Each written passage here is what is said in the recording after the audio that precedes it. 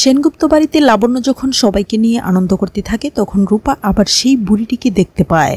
তারপর সোনা এসে রূপাকে যখন জিজ্ঞাসা করে, পাতা মেয়ে তুমি ওইদিকে কি দেখছ, তখন রূপা সোনাকে নিয়ে বুড়িটিকে দেখানোর চেষ্টা করে, কিন্তু সোনা কিচ্ছু দেখতে পায় না। তারপর সোনা রূপাকে বলে, কোনো ভয় পেও না, আমি তোমাকে কিচ্ছু হতে দেব না, দেখবে বাবা মার সাথে শুলে সব দুঃস্বপ্ন পালিয়ে যাবে। তখন রূপা একটু আশ্বস্ত হয়। তারপর সূর্য ও দীপা সোনা রূপাকে নিয়ে বরকনে সেজে নিচে আসার সময় সবাই খুবই খুশি হয়। লাবণ্য কাকিয়া উলুধ্বনি দিতে থাকে। এদিকে প্রবীর উকিল মশাইকে নিয়ে আসেন। এটা দেখে ললিতবাবু ও তার স্ত্রী অবাক হয়, কারণ বিয়েতে তো পুরোহিত আসার কথা, তা না করে উকিল মশাই এসেছেন কেন। লাবণ্য তাদেরকে বুঝিয়ে দেয় সবটা। তারপর উকিল মশাই সূর্য ও দীপার সাইন নিয়ে নেন এবং তারা দুজনে মালা বদল করে নেয়।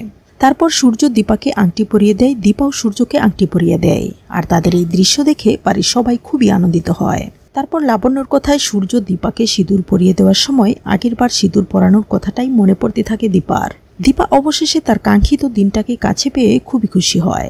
তারপর সবাই যখন আনন্দ করতে থাকে তখন ভিক্টর একটা বোতল হাতে নিয়ে বলে, হোয়াইট হোয়াইট, এবার সেলিব্রেশন শুরু করা যাক।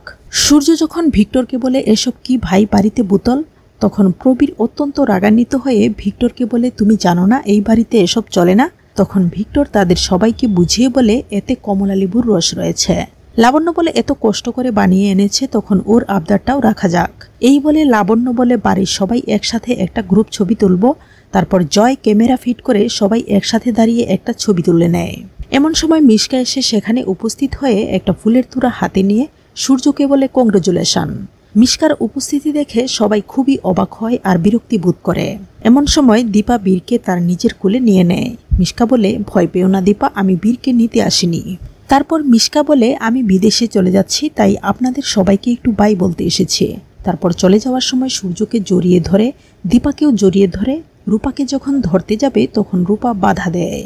তারপর মিশকা চলে যাওয়ার সময় মনে মনে বলতে থাকে, আমি আবার আসব। কিন্তু দীপার ভয় কিছুতেই কাটছে না। প্রবীরের কথায় আবার সবাই আনন্দে মেতে ওঠে।